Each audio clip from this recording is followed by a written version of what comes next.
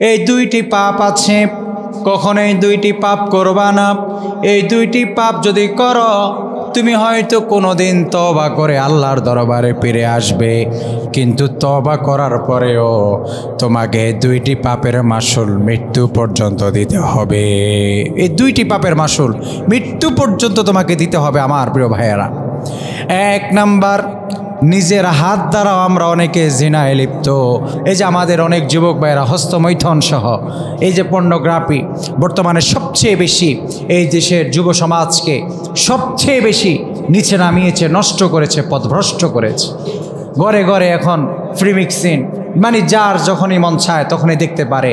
আর যুবকরা নিজের যৌবনের উত্তপ্ত তরঙ্গকে কন্ট্রোল করতে না পেরে এরকম একটা নিকৃষ্টতম গুনাহে লিপ্ত হয়ে যায়। এই গুনাহ কখনো করবেন না, কখনো করবেন না। কন্ট্রোল করবেন এসব পর্নোগ্রাফি সহ এই ফ্রি মিক্সিং যত কিছু আছে, গান, বাদ্য, ছবি, ভিডিও, এগুলো থেকে দূরে থাকবেন। 100 গজ দূরে থাকবেন আমার প্রিয় যুবক ভাইয়েরা।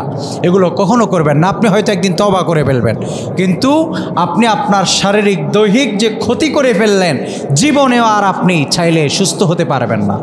হাজারো চেষ্টা করবেন, হারবাল খাবেন, কিন্তু সুস্থ হতে পারবেন না। অনেক চেষ্টা করবেন, অনেক ঔষধ খাবেন, কিন্তু প্রিয় ভাইয়েরা আল্লাহর দেওয়া যে নিয়ামত, সেই নিয়ামত থেকে আপনি বঞ্চিতই থেকে যাবেন। 2 নাম্বার, মাদক দ্রব্য।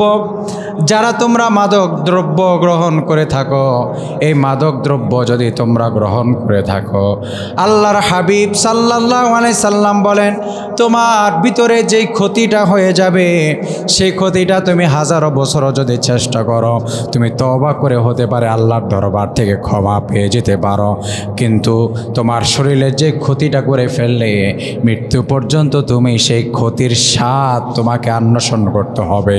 মৃত্যু পর্যন্ত তোমাকে এই শরীরের যে ক্ষতি তুমি করে ফেললে, এই ক্ষতি নিয়ে মৃত্যু পর্যন্ত তোমাকে কাতরাতে হবে। এজন্য এই দুইটি পাপ কখনো করা যাবে না।